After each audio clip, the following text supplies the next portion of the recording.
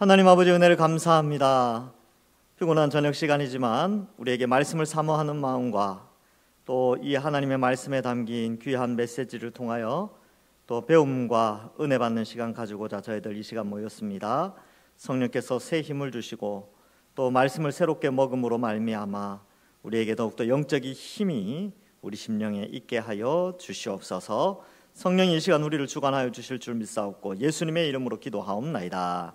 아멘. 우리 봅시다.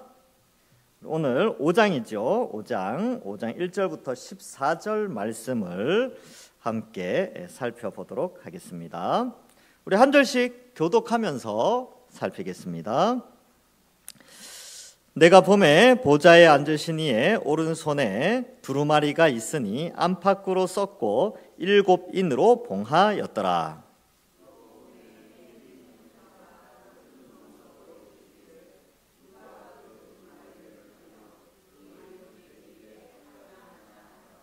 하늘 위에나 땅 위에나 땅 아래에 능히 그 두루마리를 펴거나 보거나 할 자가 없더라.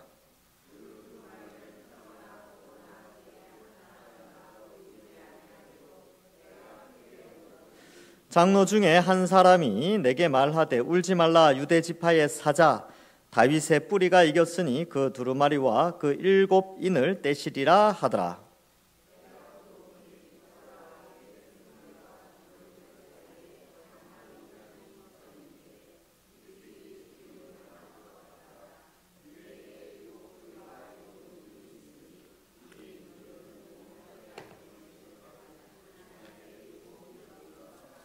그 어린 양이 나와서 보좌에 앉으신 이의 오른손에서 두루마리를 취하시니라.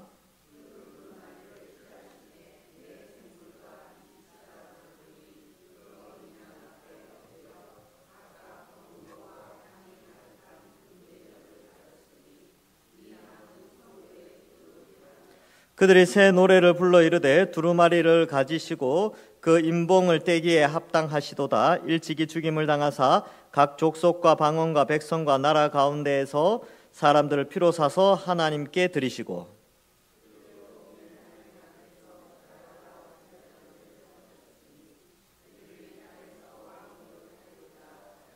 내가 또 보고 들음에 보좌와 생물들과 장로들을 둘러선 많은 천사의 음성이 있으니 그 수가 만만이요 천천이라.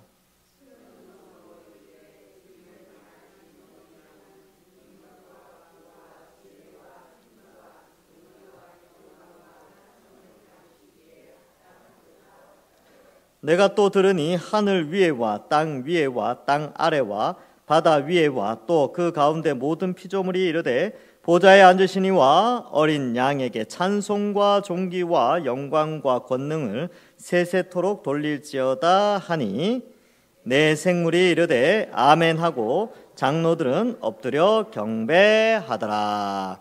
아멘. 오늘 요한계시록 5장입니다. 4장에 이어서 5장도 이 하늘 예배에 대한 내용으로 되어져 있습니다. 그래서 이 하늘 예배가 얼마나 영광스러운가를 나타내게 되는데 4장에서는 성부 하나님과 그 보좌의 아름다움이 있었다면 이제 이 5장에서는 성자 예수님이 등장하게 됩니다. 그래서 이러한 부분들을 좀 생각해 볼 수 있고요. 우리 부목사님 여기 앞에 에어컨 하나 좀 틀어주시겠어요? 제가 조금 더워서. 덥지 않으세요? 괜찮으세요? 약간 더우신가요? 여기만 좀 틀어주세요. 자, 그래서 우리 오늘은 계속 하늘 영광, 지금 사도 요한이 성령에 이끌려서 하늘을 보게 되는데 그 하늘 영광에 대해서 함께 더욱더 자세하게 살펴보도록 하겠습니다. 자, 1절에 보시면 내가 봄에 이렇게 되어 있죠. 내가 봄에 보좌에 앉으신 이의 오른손에 두루마리가 있으니 열린 문을 통해서 지금 안에 있는 그것을 보게 됩니다. 그래서 이 하나님 보좌와 그 우편에 둘러싼 천사들 그리고 24장로를 보는데 이 24장로만 있는 게 아니죠. 사실 이 24장로라는 것은 허다한 하나님의 백성의 무리를 상징적으로 숫자적으로 표현하고 있습니다. 그래서 12 더하기 12 해서 24가 된다. 이것을 이제 지난주에 살펴보았습니다. 자, 보좌에 앉으시니, 보통 이제 보좌에 앉으신 이라고 했을 때 이제 성부 하나님을 의미하고요. 근데 성부 하나님의 오른손에, 이 오른손은 이제 이 권능을 나타내는데 오른손에 두루마리가 있어요. 두루마리. 이 이제 과거에는 지금처럼 재본된 책이 아니죠. 그래서 책이 다 말려져 있습니다. 예, 그래서 이 두루마리 책이 있는데 어쨌든 이 두루마리가 있으니 뭐 예전에는 이제 이렇게 실로 뚫어서 이렇게 구멍을 뚫어서 이렇게 하는 것도 있는데 여기는 특별히 두루마리가 있었다라고 표현하고 안팎으로 뭔가가 쓰여져 있고 7개의 인으로 봉하여졌다. 오늘날에는 인이 잘 안 익숙한데 여러분 그 왜 파라핀 있잖아요. 촛농 같은 거 이렇게 색깔 넣어 가지고 이제 봉인을 해요. 이렇게 이제 말아 가지고 끝에 당사자만 뜯을 수 있도록 이렇게 촛농을 녹여 가지고 거기에다가 이제 그 도장을 이렇게 탁 찍으면 그 도장 표시가 이렇게 나겠죠. 그죠? 여러분들 그 촛농 녹은 촛농에 지문 이렇게 찍어 본 적 있습니까? 지문이 그대로 다 묻어나죠. 촛농에 그렇게 됩니다. 나중에 심심하실 때 옛날에는 이제 정전이 잘 돼 가지고 기억나십니까?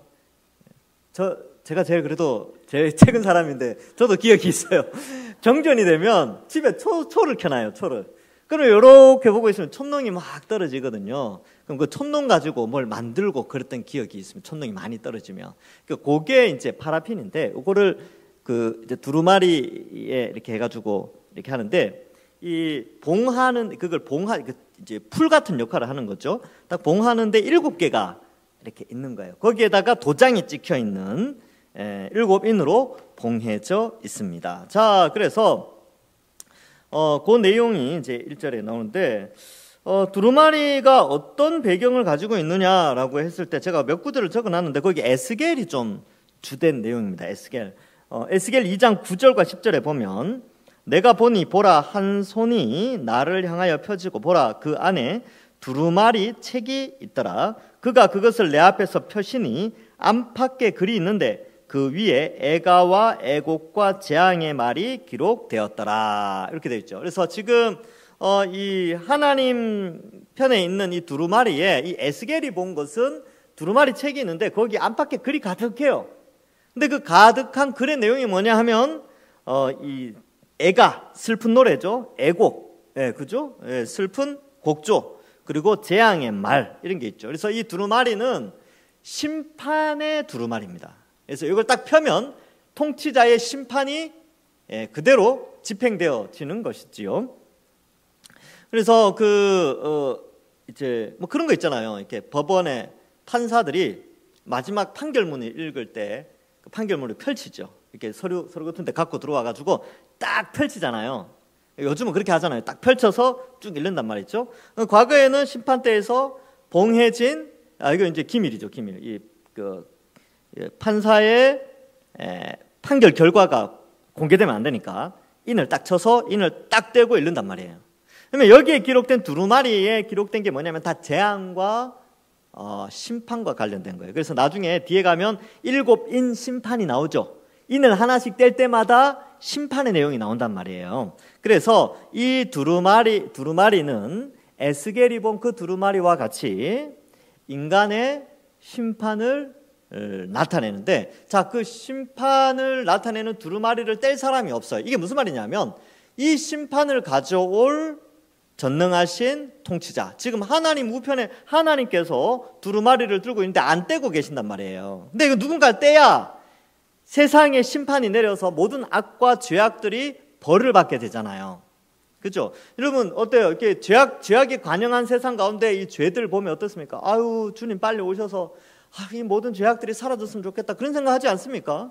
아니면 그런 이 신앙적인 생각을 하지 않는다 할지라도 우리가 일상의 뉴스를 보면서 뭔가 악한 것들이 등장하면 야, 정말 공정하게 저 사람들이 심판받았으면 좋겠다라는 생각이 들 때가 있지요. 그죠? 그것처럼 이 하나님이 준비하신 이 두루마리, 이 재앙과 심판의 두루마리를 펴진다는 것은 공정하고 공평한 왕의 통치가 이 땅에 이루어지고 억울함이 없고 또 그리스도인들이 이 낙심하지 않고 그 심판의 공정함으로 말미암아 이 뭐라 그럴까요? 하나님 나라가 이루어져 가는 것을 볼 수 있기 때문에 그렇습니다. 그래서 여기 보면 7인으로 봉하져 있고 또 힘 있는 천사, 천사 중에서 좀 뭐 천사장일 수도 있겠죠. 근데 정확하게는 알 수 없습니다.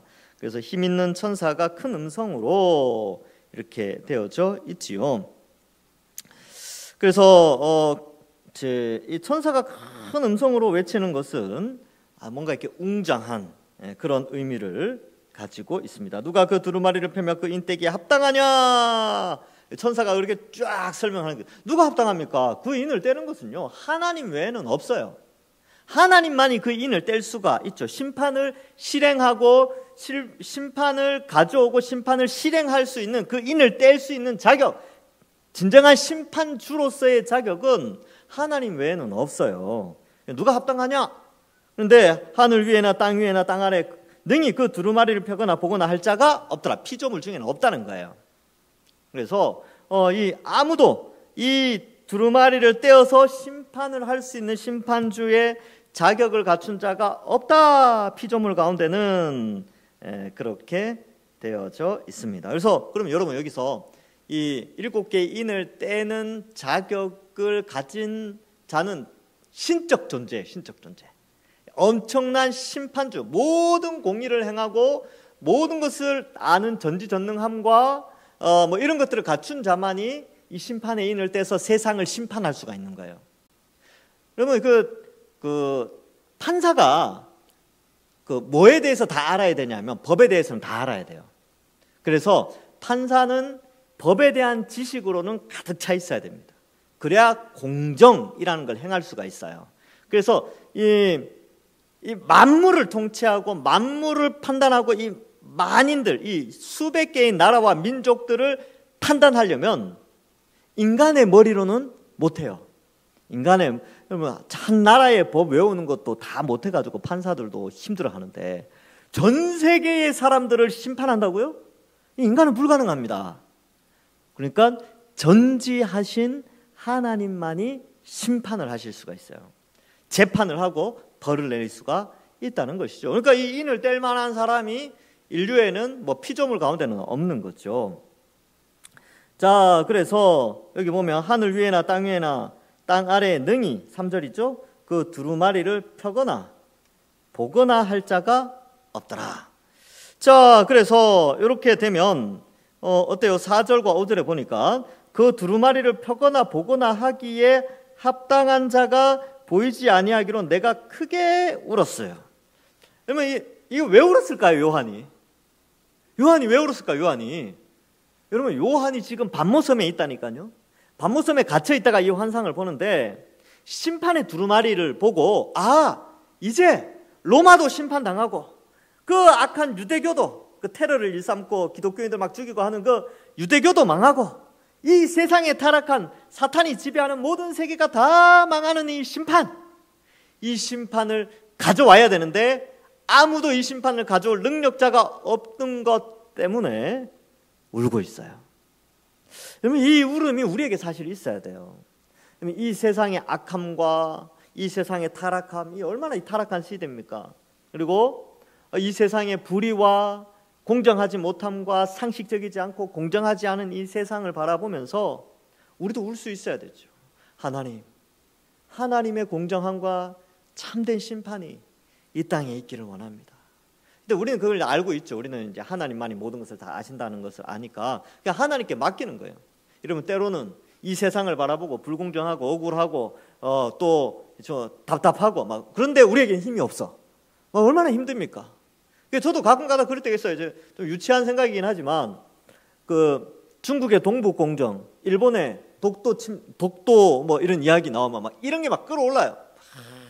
근데 어떻게 할 수가 없어. 제가 할 수 있는 게 없어요. 그때 제가 그런 뉴스 보면요, 주님 빨리 오십시오. 너무 억울해서 죽겠습니다. 주님 빨리 오십시오. 좀 유치하긴 하죠. 근데 제가 청년 때 그렇게 생각을 했어요. 청년 때 이거 어떻게 해결할 수가 없는 거예요. 너무나 이게 말도 안 되는 주장을 하는 게 너무나 안타까운 거예요. 근데 우리나라는 힘이 없어. 나도 힘이 없고 뭐 그럴 때 주님 빨리 오셔서 이 억울함을 좀 풀어주셨으면 좋겠다. 근데 그런 약간 억울함. 그러니까 우리도 마찬가지죠. 이 요한의 이 눈물은 그런 거죠. 이 세상이 지금 워낙 제약이 간영하고 황제 숭배와 우상 숭배가 있고 그 당시에도 엄청나게 타락했었거든요. 그런 문화들을 그 지중해 연안의 타락한 문명들과 폭력과 힘의 원리와 잔인함과 이런 것들이 막 눈에 보이는데, 근데 그걸 심판할 자가 없다 그러면 막 이제 우는 거죠. 야, 이대로 세계는 이대로 그냥 흘러가는가? 얼마나 안타까웠을까요? 그래서 우는 거죠. 이걸 떼가지고 이 심판의 두루마리를 떼가지고 저것들 다 심판해야 되는데 이런 생각을 가지고 있는 것이죠. 크게 울었어요. 그래서 운 이유가 바로 그런 것입니다.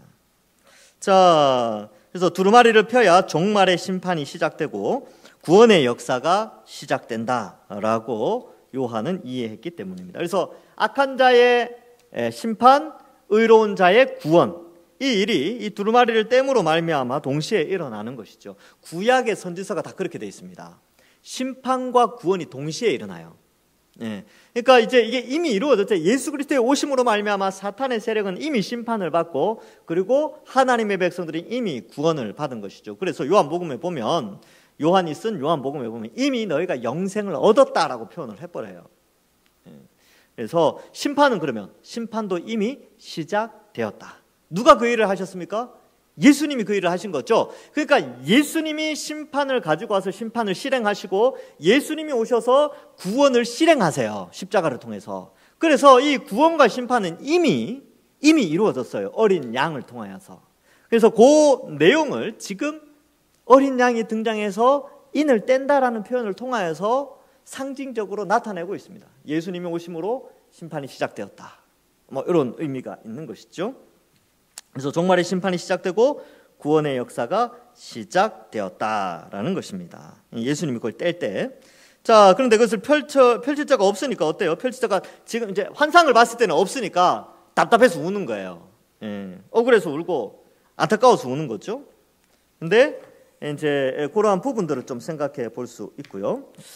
자, 그런데 그런 가운데 5절에 보면 장로 중에 한 사람, 저 앞에는 천사가 이야기를 했죠. 근데 여기는 24장로 중에 한 사람인데, 결국은 상징적인 표현에 의하면 바로 하나님의 백성 중에 한 사람, 뭐 이렇게 볼 수 있고, 울지 말라, 유다 지파의 사자 다윗의 뿌리가 이겼다. 여기 유대 지파의 사자 다윗의 뿌리가 이겼다라는 표현을 써요. 이겼다. 뭔가와 싸워 이겼다는 것이죠. 그리고 그가 그 자격으로 두루마리와 그 7인을 떼시리라 하더라. 그래서 예수님께서 하나님 우편에 앉으심으로 말미암아 하나님의 나라, 그 나라가 예수님 손에 이제 있는 거예요. 그래서 예수님께서 그 나라를 통치하게 됩니다. 아버지로부터 그 나라를 물려받아 나라를 통치하고, 예수님이 재림하심으로 말미암아 그 나라를 다시 아버지께로 돌린다라는 표현이 고린도전서 15장에 보면 또 나오게 됩니다. 어쨌든 여기 유다 지파의 사자라고 돼 있죠. 사자 이거 라이온입니다. 요 사자는 라이온. 보통 이제 사자 그러면 엔젤로 많이 번역되어 있거든요.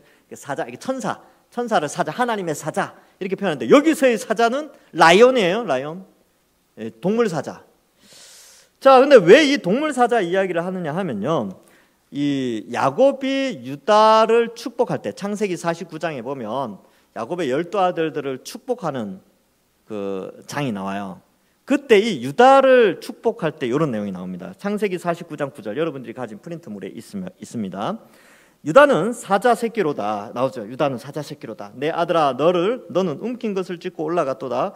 그가 엎드리고 웅크림이 숫사자 같고 암사자 같으니 누가 그를 범할 수 있으랴. 그래서 유다를 사자로 묘사하게 됐죠. 근데 이 사자가 모든 것을 움키고 올라가게 되는 왕적 통치를 조금 표현하는 게 나옵니다. 그래서 49장 유다를 축복할 때 보면 통치자의 홀이 유다로부터 나온다, 이런 표현들도, 뭐 통치자의 별인가요? 하여튼 그렇게 돼 있어요. 그래서 그런 내용들이 좀 나오게 되는데, 그래서 유다 지파의 사자라는 표현이 나오고요. 다윗의 뿌리라는 표현은 이사야 11장 1절에도 이새의 줄기에서 한 싹이 나며 그 뿌리에서 한 가지가 나서 결실할 것이요. 이때는 바로 이제 요 표현은 이미 다윗이 아니죠. 이사야가 살던 시대는 이미 과거에 다윗은 죽었어요.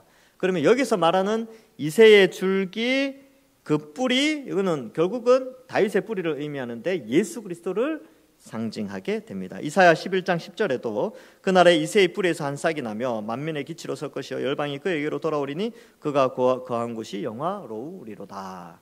그래서 다윗의 뿌리, 유다 지파의 사자, 요거를 이제 이 편지를 읽는 사람들은 딱 아는 거예요. 이거 예수님?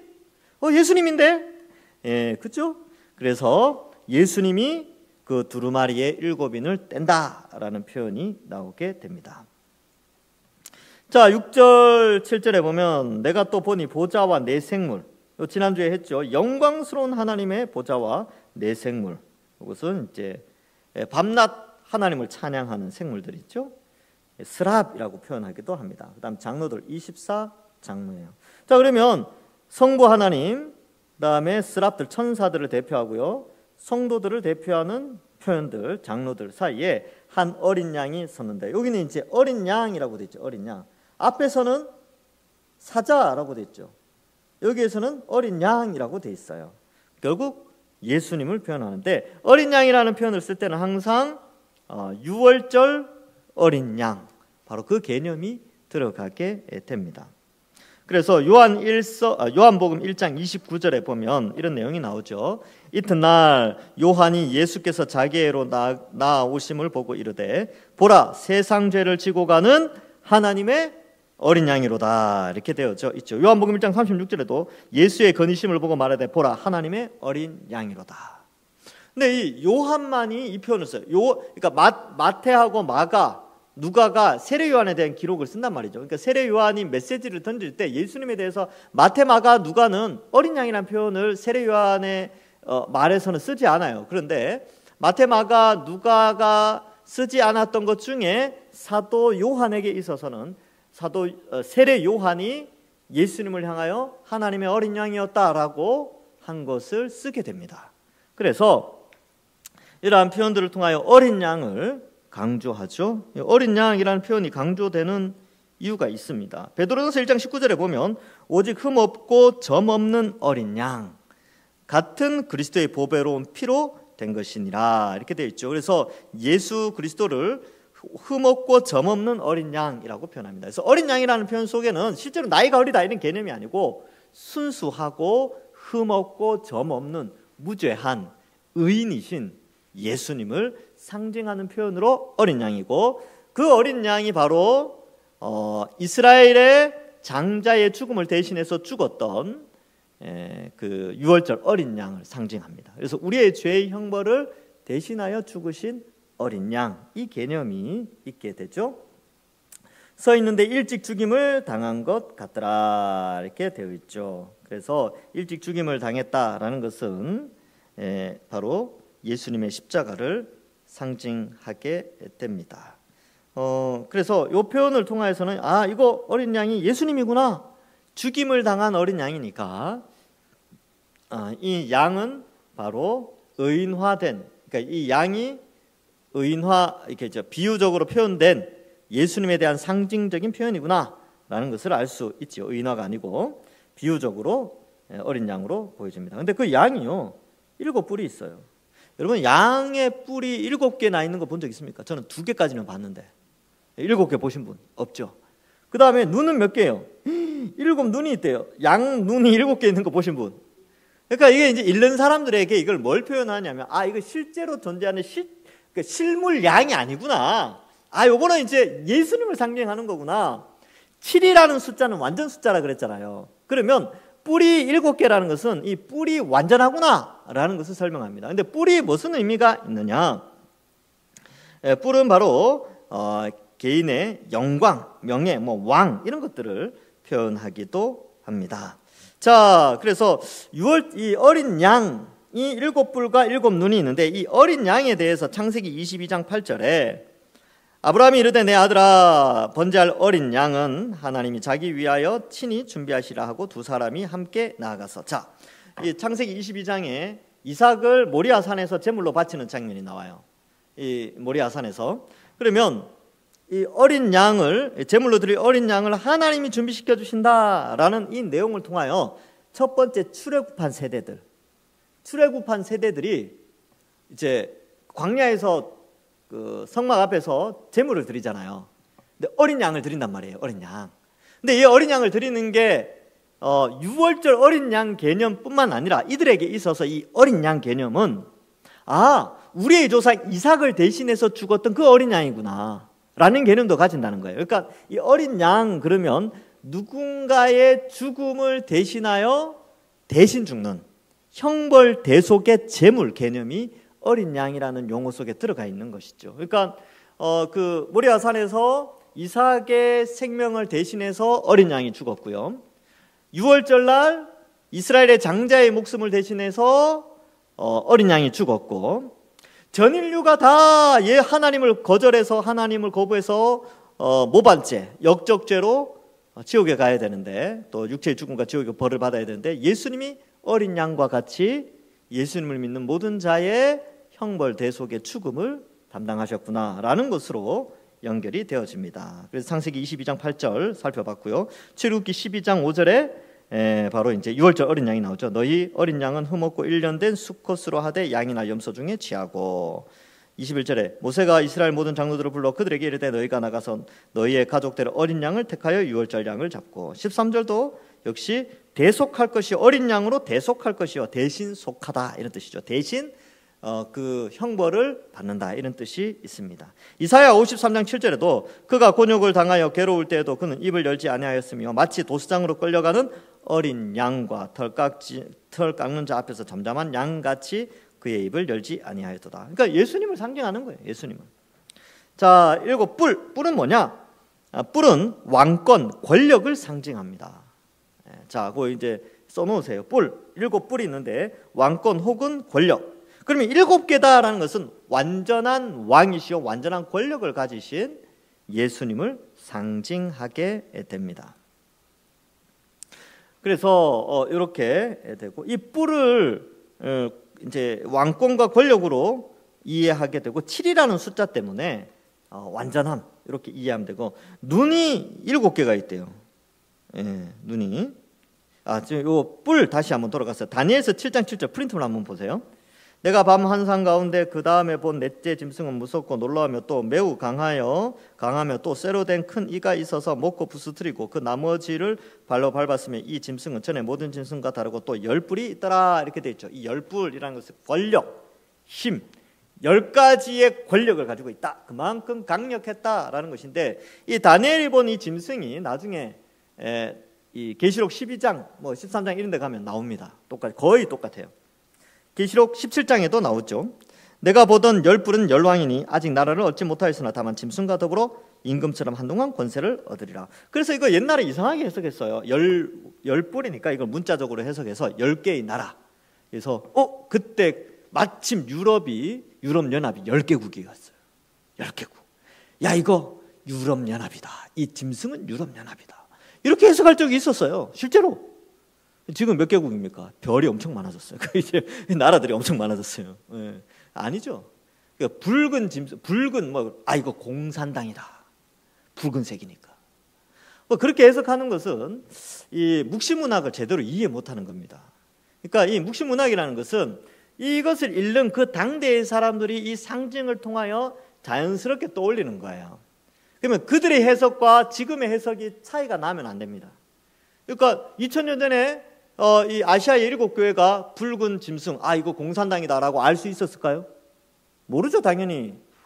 그러니까 이게 뭐냐면 진리라는 게 시대를 초월하여 동일한 이치거든요. 참진자 이치리자니까.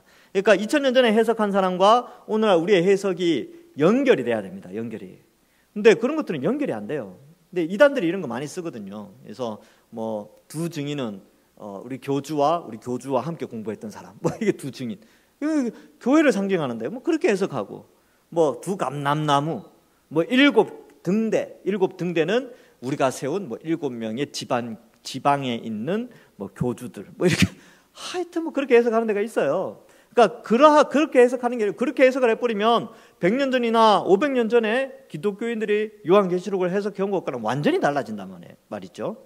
그러니까 그러한 진리의 통일성, 그러니까 성경의 통일성에도 맞지 않고 또 하여튼 정통성에도 맞지 않습니다. 자, 어쨌든 뿔 그러면 권력과 나라 혹은 왕권을 설명하는데 7이라는 완전 숫자 때문에 이 어린 양은 만왕의 왕, 왕 중의 왕이시구나라는 걸 상징적으로 표현해 줍니다. 자, 일곱 눈이 나오는데요.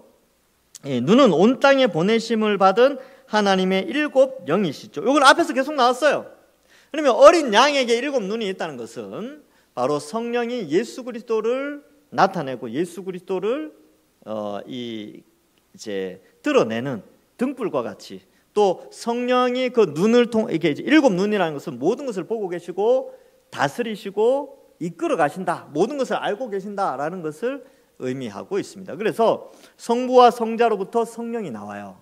그래서 성령 하나님은 성부와 성자의 보내심을 따라서 이 땅에 우리 각 사람에게 오셔서 또 교회를 인도하시고 우리를 이끌어 가시게 됩니다. 그래서 일곱 영이다 이 말은 충만한, 모든 것을 보시는, 모든 것을 통찰하시는 성령 하나님을 상징하고 있습니다.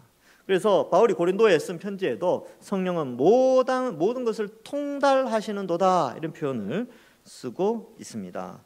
자, 그래서 1장 4절에도 이 표현이 나왔죠. 1장 4절에 장차 오실 이와 그 보좌에 있는 일곱 영과 이렇게 되어 있죠. 일곱 영. 성령이 일곱 개로 나누어져 있는 게 아니라는 거 말씀드렸어요. 성령은 성부 하나님과 성자 예수님처럼 성령님도 일곱 개로 나눠져 있는 게 아니고 성령님도 그렇게 하나의 인격, 신격으로 존재하셔요. 근데 일곱 영이라고 표현한 것은 완전하신 성령을 의미하기 때문에 모든 것을 보고 계시는 그런 7이라는 숫자를 의도적으로 쓰고 있습니다. 4장 5절에도 나왔죠. 쭉 나왔고 등불 일곱, 모든 것을 비추신다 하나님의 일곱 영.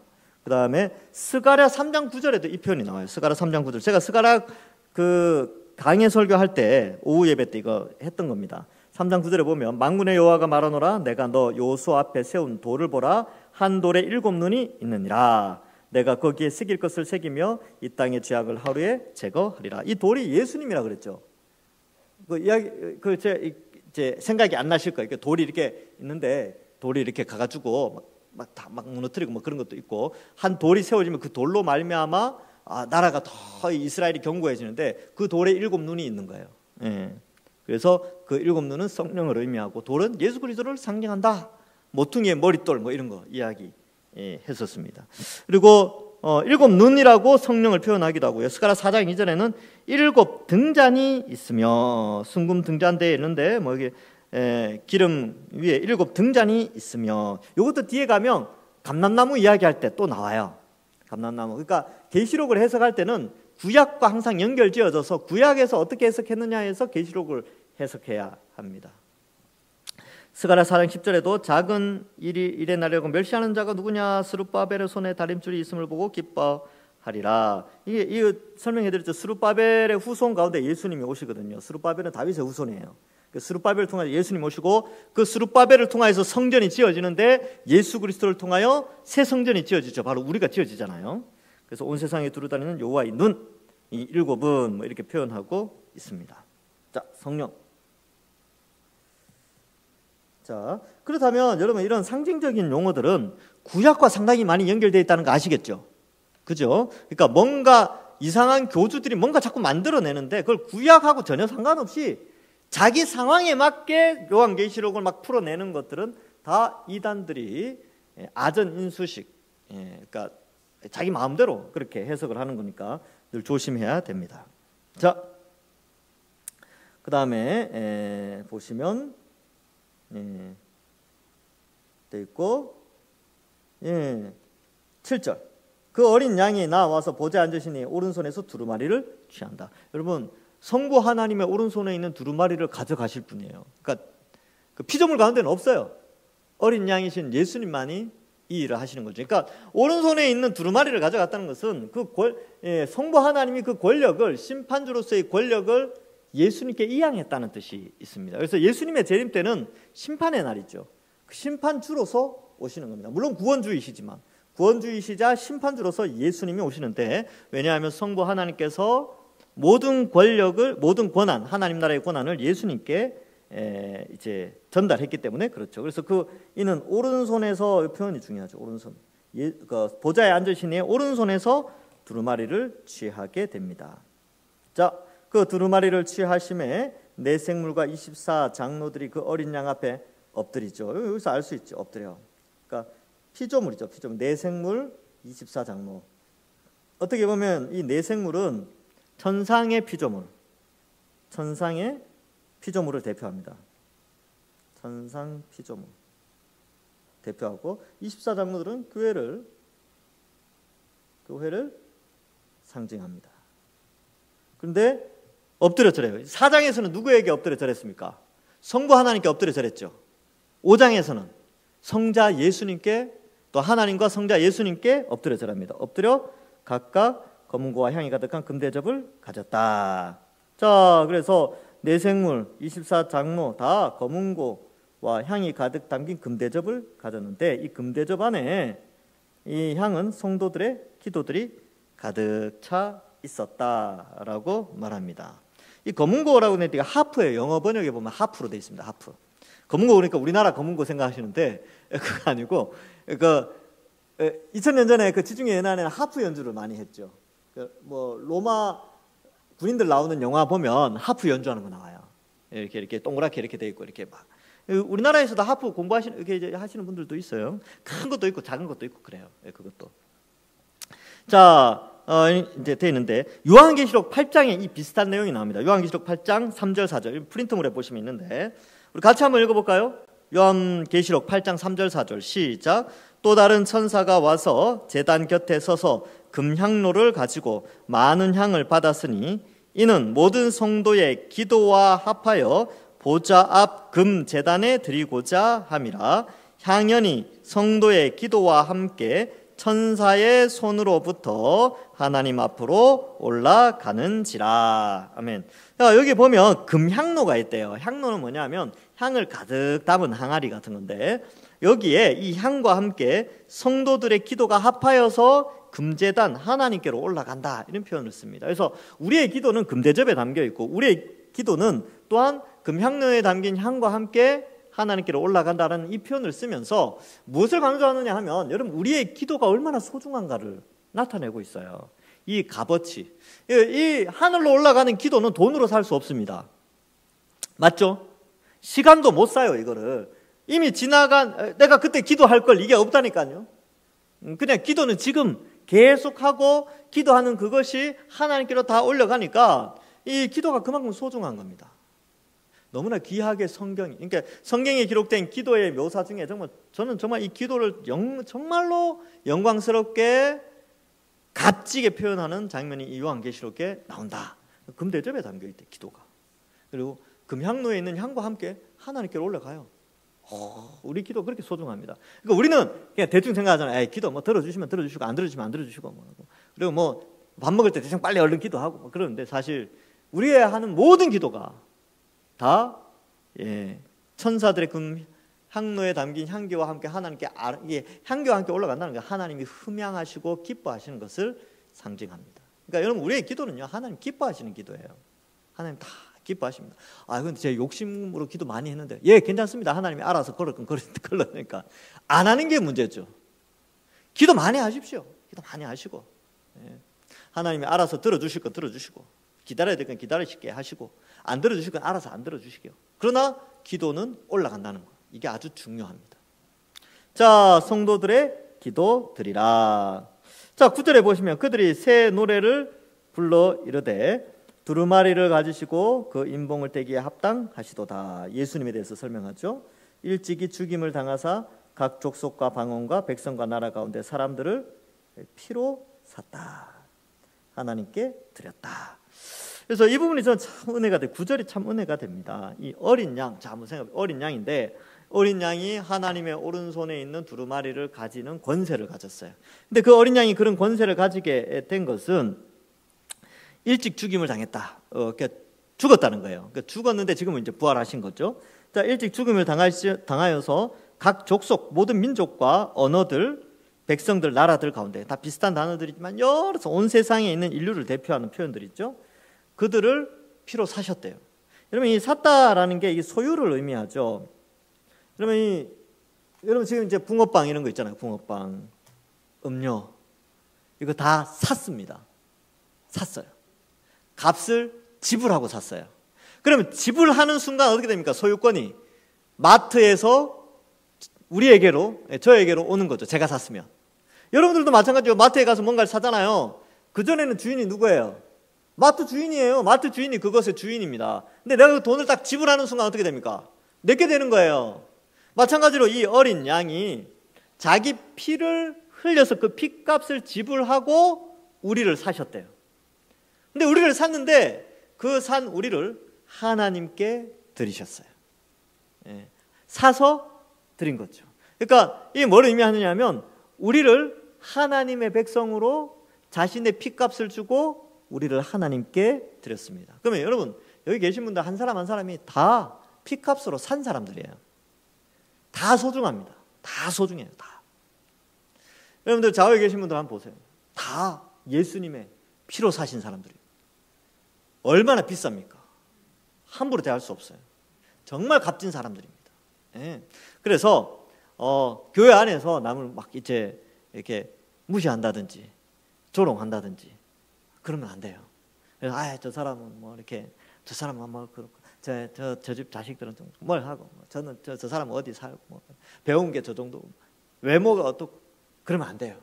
다 예수님이 자신의 그 십자가 보혈의 피로 우리를 사셨어요. 그러니까 다 소중해요. 다. 이 시각을 가져야 됩니다. 이 시각을.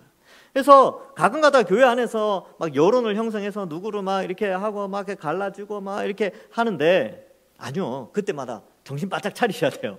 어느 한쪽 편을 드는 게 아니고 다 소중하다. 다 소중한 사람들이다. 다 예수님의 피로 산 사람들이다. 이것을 기억해야 하는 것이죠. 그래서 사람들의 피로 사서 하나님께 드리셨다. 그래서 여러분 옆 사람은요 하나님 거예요. 옆 사람 하나님 겁니다. 그래서 우리도 내게 아니에요. 우리도 하나님 겁니다. 그런 인식을 우리가 좀 가지고 있어야 합니다. 그러니까 사람들을 피로 사서 하나님께 드리셨다. 누가 이 일을 하셨나? 이게 어떻게 가능하게 됐냐면 2000년 전에 예수님께서 이 땅에 오셔서 십자가를 지심으로 십자가에서 형벌 대속의 죽음을 대신 담당하심으로 그렇게 하셨습니다. 그래서 여러분 그러면 교회는 어때야 됩니까? 교회는 어떻게 했든지 나눠지면 안 돼요. 분열해서도 안 되고 다투어서도 안 됩니다. 교회는 예수님의 십자가 보혈의 피로 사신 영광스러운 하나님의 소유된 백성이기 때문에 그렇습니다. 더 귀하게 여기십시오. 더 귀하게. 자, 그래서 그들은 새 노래를 부르게 됐죠. 그래서 이 새 노래, 여러분 그 노래 좋아하십니까? 저 노래 찬양하고 노래하고 굉장히 좋아하거든요. 근데 새 노래도 좋아해요. 새 노래. 그래서 어르신들 이제 앉아 계시면 좀 옛날 노래 하자 그러잖아요. 그럼 이제 그때 한 번씩 제가 가끔씩 치매 예방에 좋습니다. 그러면 이제 열심히 따라하세요. 그러니까 새 노래는 머리를 써야 되잖아요. 그죠? 그래서 다시 배워야 되는데 우리가 지금 이 땅에서 인간이 만들어내는 곡조의 한계는 이 정도예요. 이 정도의 곡조입니다. 근데 천상에서 우리가 부르는 노래 한번 생각해 볼까요? 얼마나 아름다울까? 이 지상에서 인간이 만들어낸 노래도 이렇게 아름다운데 정말 아름다운 노래들이 많습니다. 한때 막 음악에 심취해서 저도 막 그런 적이 있어요. 저보다는 저희 형님이 더 심취했었어요. 저희 형님은 막 돈 벌어가지고 다 그런 거 막 투자하고 그랬는데 지금은 이제 다 끊었죠. 형수님 때문에 다 끊었는데 옛날에는 막 그 전축이라 그랬죠. 이런 거 막 사고 막 LP판 한쪽 벽면 가득 채웠어요. 그거 이때까지 갖고 있었으면 부자 됐을 텐데 다 버려버렸습니다. 그 정도로 음악을 사랑하는, 그러니까 인간이 만든 음악도 그렇게 사람들에게 매력을 줘요. 그런데 천상에서 가르쳐지는 새 노래, 그럼 기대되지 않습니까? 저는 그 감동과 감격, 인간이 만든 그 이 노래도 이 오케스트라나 뭐 이렇게 이런 거 들으면 막 이렇게 감동을 주는데 천상의 새 노래는 어떤 감동을 줄까? 어떤 우리의 심령에 감동을 줄까? 너무나 기대가 됩니다. 음악 좋아하시는 분들은 약간 동의할 수 있는 부분인데, 근데 새 노래를 우리가 불러요. 새 노래를. 앞에 이제 검은고도 나왔죠. 그죠? 검은고도 나오고 막.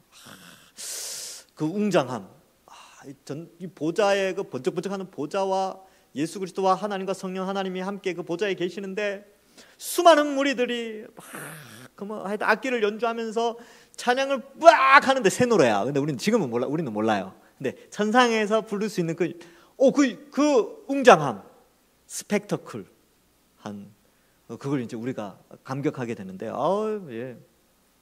진짜 음악 좋아하는 사람은요 밤새 음악을 듣는데요. 그 이제 뭐 이런 거 끼고 아니면 이렇게 해가지고 밤새도록 듣고 출근하는 사람도 봤습니다. 대단한 사람이죠. 음악을 그렇게 좋아해요. 근데 천상의 새 노래는 위대합니다. 예, 기대됩니다. 그래서 우리가 다 같이 부를 거예요. 다 같이. 예, 다 같이 부릅시다 그때. 자 10절 그들로 우리 하나님 앞에서 나라와 제사장들을 삼으셨다. 그들이 땅에서 왕노릇하리로다. 땅에서 왕노릇하죠. 여러분 이 표현이 이제 여기에서 중요한 게 이미와 아직 이 개념이 중요합니다. 여러분 하나님 나라가 이미 이 땅에 임했죠. 그러나 아직 완성되지 않았어요. 이미 임했기 때문에 우리를 제사장들로 세워주셨습니다. 그러나 아직 완성되지 않았어요. 완전하진 않죠. 근데 이미 제사장과 나라와 제사장, 나라의 백성들로 제사장으로 삼으셨는데 우리가 이미 이 땅에서 왕노릇하고 있어요. 어떻게 해요? 예수님이 통치를 하시는데 예수님이 그의 몸된 교회를 통해서 세상에 통치를 하시거든요. 통치 방식이 뭐냐 하면 복음을 전함으로. 예수님이 이 땅에 오셔서 하신 통치가 뭡니까? 복음 전했잖아요. 회개하라 천국이 가까웠느니라 예수님 막 설교하고 또 사람들 불러놓고 하나님 나라를 가르치고 그것이 통치행위였어요. 통치행위. 마가태복음 하면서 그 이야기 계속했죠. 예수님의 통치행위, 진리를 가르치는 것이죠. 근데 그것을 지금 누가 하느냐 하면 교회가 해요. 교회가 그 통치행위에 동참하여 왕노릇하고 있습니다. 지금 이미 우리는 왕으로서 거룩한 제사장으로서 왕같은 제사장들로 이 땅에서 이미 왕노릇하죠. 그러나 아직 완성되지 않았어요. 언제 완성됩니까? 예수님의 재림으로 말미암아 새하늘과 새 땅이 완성되어지면 거기서 완전한 왕노릇, 과거에 그 에덴 동산에서 아담과 하와가 했던 그 왕노릇을 우리가 완전한 왕노릇을 하게 됩니다. 그래서 그 에덴 동산에서 아담이 다스린다 이런 표현 있잖아요. 이게 다 통치예요. 통치, 왕적 통치. 에덴 동산의 왕은 누구였습니까? 물론 하나님이 주권자였지만 대리 통치자로 왕으로 에덴의 왕노릇은 아담과 하와가 한 거예요. 그러니까 나중에 완성될 새 에덴에서 우리가 그 노릇을 하는 거죠. 어떤 노릇요? 왕노릇 하는 거예요. 왕노릇. 그래서 지금 이미 왕노릇에 동참하는 사람만이 주의 재림 후에 왕노릇 할 수 있어요. 네, 이게 아주 중요하죠. 그래서 이러한 부분들을 좀 생각해 볼 수 있습니다. 1장 6절에도 이 표현이 나왔어요. 나라와 제사장. 그리고 20장 6절에서도 이것을 표현하는데 자, 그래서 우리가 이 제사장의 직분, 왕의 직분을 감당하는 교회로 부름을 받았습니다. 그 내용이 로마서 15장 16절에 나오죠. 거기 보면 이 은혜는 거기 프린트물에 있나요? 예, 로마서 15장 16절에 보면 이 은혜는 곧 나로 이방인을 위하여 그리스도 예수의 일꾼이 되어 하나님의 복음의 제사장 직분을 하게 하사 이방인을 제물로 드리는 것이 성령 안에서 거룩하게 되어 받으실 만하게 하려 하심이라. 복음의 제사장 직분이래요. 여러분 바울은 베냐민 지파입니다. 그래서 제사장이 될 수 없어요. 레위 지파가 아니에요. 근데도 그는 자기를 어떻게 표현해요? 복음의 제사장이다. 이런 표현을 쓰는 거죠. 이것은 결국 뭐를 의미하냐면 예수님 믿는 모든 사람은 다 제사장이 된다는 것이죠. 그래서 베드로전서에도 그 내용이 나오는데 출애굽기 19장 6절에 이제 나라와 제사장 이 배경이 어디서 나오느냐? 출애굽기 19장 6절에 보면 너희가 내게 대하여 제사장 나라가 되며 이렇게 되어 있죠. 그래서 나라와 제사장 여기에서 출애굽기에서는 제사장 나라 이렇게 표현했는데 나중에 이게 타 번역본으로 번역되어지고 막 그러면서요 나라와 제사장이 분리되어져서 너희는 나라와 제사장이요 이렇게 번역이 되어집니다. 그래서 그 이집트 언어로 번역되고 헬라어로 번역되면서 이렇게 이제 요거를 약간 분리해서 요거를 이렇게 하는 그런 성경이 등장하게 됐어요. 그래서 그 뒤로부터 신약 시대에는 그냥 제사장의 나라 이런 표현보다 나라와 제사장으로 이렇게 표현하고 있습니다. 자, 그 다음에 베드로전서 2장 5절에도 어떻게 되어 있습니까? 너희도 산돌 같이 신령한 집으로 세워지고 또 돌 나오죠. 이 산돌이 예수님이에요. 리빙스톤이죠. 산돌같이 신령한 집으로 세워지고 예수 그리스도로 말미암아 하나님이 기쁘시게 받으실 신령한 제사를 드릴 거룩한 제사장이 될지니라 라고 되어 있죠. 그래서 예수 그리스도를 통하여 제사장의 역할을 우리가 하고 있는 거예요. 베드로전서 2장 9절에 보면 그러나 너희는 택하신 족속이요 왕 같은 제사장들이요 통치하는 제사장들이요 통치하는 제사장. 그래서 우리는 이미 이런 나라와 제사장으로 삼으셨다. 자, 이런 개념이 중요합니다. 그래서 요거 땅에서 왕노릇한다. 이거 땅을 강조하면서 그 여호와의 증인들이 이런 거 막 이상하게 해석을 해요. 헷갈리지 마시고 제가 방금 이야기한 것처럼 그렇게 받아들이시면 돼요. 아, 이미 우리는 왕의 노릇을 하고 있다. 왕의 통치에 동참하고 있다. 그리스도의 몸으로서. 그러나 이 왕노릇, 땅에서 완전한 왕노릇은 예수님의 재림으로 말미암아 완성되어진다라는 것을 기억해야 합니다. 자, 11절. 내가 또 봄에 보고 들음에 보좌와 생물들과 장로들을 둘러선 많은 천사의 음성이 있으니 그 수가 만만이요 천천이라. 그럼 잘 보세요. 이 나중에 이제 이 지구가 하나님 나라가 되잖아요. 새 하늘과 새 땅으로 변화되죠. 그러면 이 땅에서는 수많은 예수님을 믿는 수많은 하나님의 백성들, 온갖 종류의 피부색과 그런 사람들이죠. 언어는 이제 어떻게 그때 되면 다 통일될지 모르겠지만 주의 재림 후에 사람은 땅에 발을 붙이고 살아가게 돼 있어요. 원래 창조를 그렇게 하셨으니까. 그죠? 하나님 천지를 창조할 때 보시기에 힘이 좋았어요. 천사는 천사대로 보기 좋았고 사람은 사람대로 보기 좋았고 사람이 살아가는 지구 환경은 그 환경대로 너무나 보기 좋았죠. 하나님 영광을 드러냈죠. 여러분 요즘 이제 날씨 맑을 때 하늘 한번 보세요. 진짜 예쁩니다. 구름이 조금 있을 때. 제가 월요일 날 그랬거든요. 월요일 날 애 데리고 한강에 나가서 오랜만에 하늘을 봤는데 하늘이 너무 예쁜 거예요. 어제 오후에도 그래 또 나갔습니다. 어제 오후에 효도관광 갔다 왔는데 그 피곤한데도요. 또 애 데리고 한강에 나가서 연 날리고 자전거 타면서 하늘 쳐다봤어요. 하늘이 너무 예뻐가지고 바람이 싹 부는데 그때 또 한번 느꼈죠. 야, 온 우주에 이 지구와 같은 행성이 어디에 있겠는가? 없다. 제 결론은 없다. 원래 없도록 하셨으니까. 지구는 첫째 날 만들었고요. 우주는 넷째 날 만들었어요. 지구를 위해서 우주를 만든 거죠. 왜냐하면 지구에 사람이 살게 되니까. 그래서 하나님의 영광을 드러내는 것인데, 근데 제가 왜 이 말씀 드리냐면 완성되면 사람은 땅에서 살지만요 천사도 이제 그때는 보여요. 볼 수 있습니다. 하나님도 보니까, 예수님도 보고 하니까 완성된 하늘에서. 그러니까 이 지구 가운데 어떠한 영광스러움이 나타날까? 이건 놀랍습니다. 놀라운 영광이 완성되어지는 하나님 나라 기대되지 않습니까? 천천만만의 천사들이 보좌에 있고 우리가 다 보고 하여튼 뭐 그런 거죠. 11절도 하나님 나라의 영광 이런 걸 보는 거죠. 큰 음성으로 이르되 죽임을 당하신 어린 양과 큰 음성으로 이렇죠. 천사들이 또 노래합니다. 어린 양과 능력과 부와 지혜와 힘과 존귀와 영광과 찬송을 받으시기에 합당하도다. 어린 양은 앞에서는 이제 성부 하나님에 대해서 이렇게 했는데 여기에서는 어린 양을 예수님을 향하여 이렇게 노래하게 됩니다. 자, 그래서 이 천사들이 많다라는 것은 다니엘서 7장 10절에도 불이 강처럼 흘러 그의 앞에서 나오며 그를 섬기는 자는 천천히요 그 앞에 모셔선 자는 만만이며 심판을 베푸시는데 책들이 펴 놓였더라. 여기도 책이 나오죠. 이 심판의 책인데 요한계시록에는 7인으로 되어 있는 두루마리 책으로 묘사되고 있습니다. 자,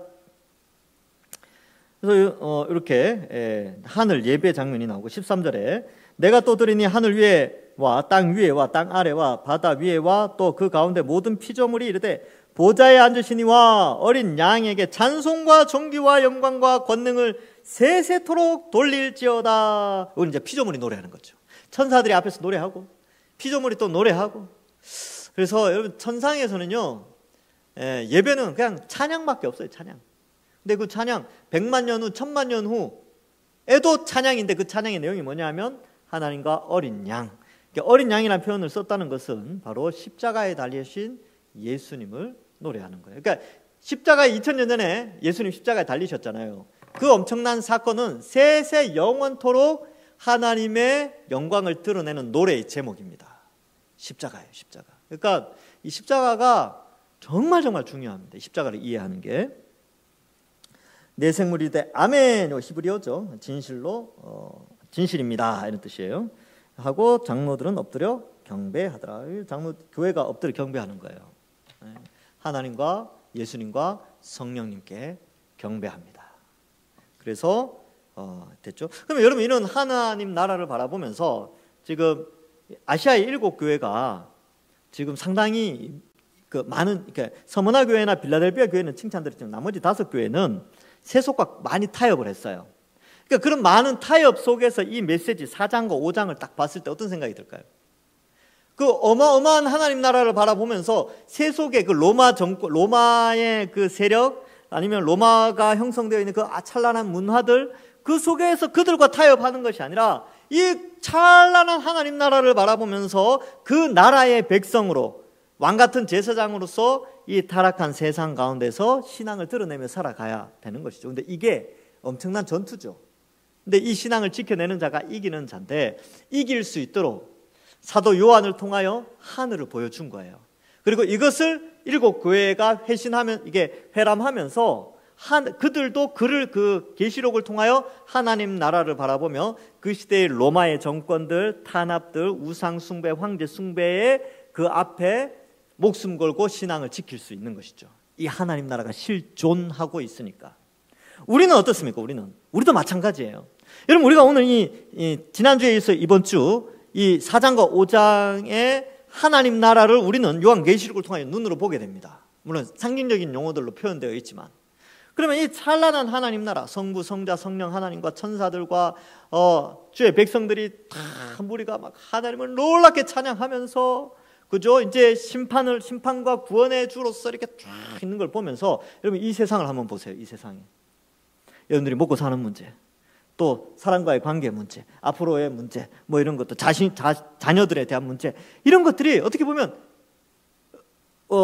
이때까지는 그게 굉장히 크게 보였는데, 그렇죠? 우리가 앞으로 살아갈 미래의 문제가 굉장히 어마어마하게 큰 문제로 우리 인생에 다가왔었는데, 이 하늘을 보는 순간 내가 고민하던 그 엄청난 큰 문제들이 아주 사소하게 여겨져요. 사소하다기보다 그렇게 크지 않게, 이 삶의 이 문제들 극복할 수 있겠구나. 왜? 내게는 엄청난 하나님 나라가 있으니까, 준비되어 있으니까 그걸 생각하면 이 땅에서 살아가는 작은 그런 문제들은 너무나 사소하게 여겨지는 거예요. 그렇지 않습니까? 여러분 오늘 올라오기 전에도 그랬죠. 많은 고민들과 가지고 막 여러 가지 여기 직장, 가정의 문제, 자식들 속색이고 막 하여튼 막 골치 아픈 거 가지고 올라왔는데 지금 여기 이제 요한계시록 공부 딱 하니까 어때요? 근데 대단하다고 생각했던 그 모든 것들이 하나님 나라에 비하면 큰 문제는 아니네. 그래, 그런 문제 신앙으로 잘 이겨내자 하고 마음 다짐을 하고 나간다는 거예요. 이 교회 문 밖을. 물론 좀 있으면 또 잊어버리실 거예요. 다음 주 되면 또 기억날 겁니다. 원래 그렇게 신앙생활 하는 거예요. 그러면서 믿음이 점점 강해지는 것이죠. 자, 오늘은 여기까지 하고 우리 기도하고 마치겠습니다. 제가 마친 기도하고 마칠게요. 하나님 아버지, 이 세상이 아무리 크게 로마 제국처럼 바벨론처럼 이 시대가 아무리 거대하게 보이고 인간이 이룩해 놓은 문화와 과학과 문명이 너무나 큰 위협으로 우리 가운데 온다 할지라도 이 하나님 나라를 바라본 우리들은 이 세상의 모든 것을 승부를 거는 자들이 아니라 하나님 나라의 승부를 걸고 하나님 나라를 향하여 살아가는 저희들 되게 하여 주옵소서. 인생의 큰 문제들이 우리의 마음을 휘감아 몰아칠 때도 있습니다. 그러나 그때마다 하나님 우리가 좌절하거나 낙심하거나 세상에 타협하거나 그런 삶을 사는 것이 아니라 하나님 나라 실존하는 하나님의 통치하시는 나라를 성경을 통하여 바라보면서 이 땅의 그러한 문제들 잘 이겨나가는 저희들 되게 하여 주시옵소서. 믿음 생활 잘하고 이번 한 주간도 또 하루하루로 하나님께 영광 돌리며 살아가는 저희들 되게 하여 주실 줄 믿사오며 예수님의 이름으로 기도하옵나이다. 아멘. 수고하셨습니다.